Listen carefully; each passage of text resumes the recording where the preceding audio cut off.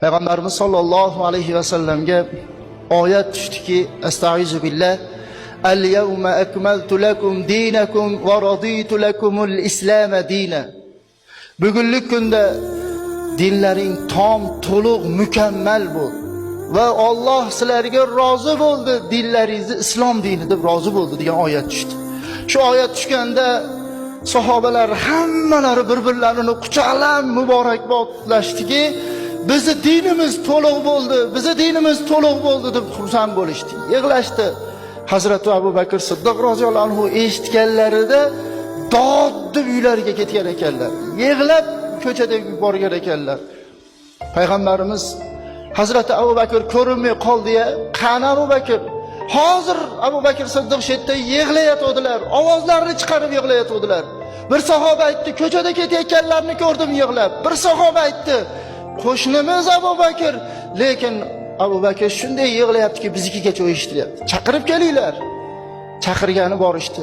Hazrat Abu Bakr chiqdilar, so'rashdilar. Nima yig'layapsiz ya Abu Bakr? Sizni yuzingiz yosh izi chiqibdi, ko'zingiz qizargan holatda.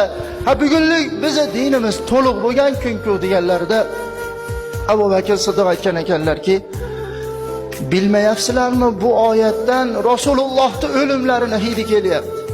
Har bir narsa mukammallikka yetadigan bo'lsa, uning nuqsoni boshlanadi. Bizi dinimiz ham mukammallikka yetgan bo'lsa, Rasulullohni biz oramizdan ketishliklari bundan kelyapti.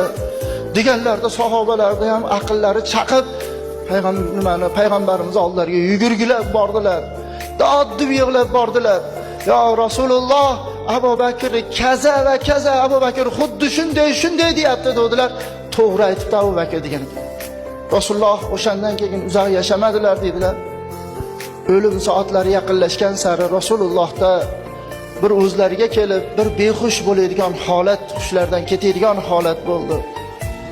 Oxirgi vidolashish suhbatini bomdodida Hazrati Bilal roziyallohu anhu azon aytdilar-u, Rasulullohni har safar kelib eshiklarini taqillatib, "Ya Rasululloh, namoz bomdodga oz qoldi" deb aytardilar.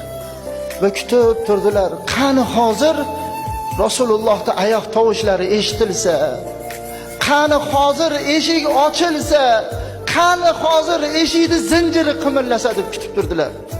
Ovoz kelmadi, eshik ochilmadi, zinjir qimillamadi. Yana bir fursat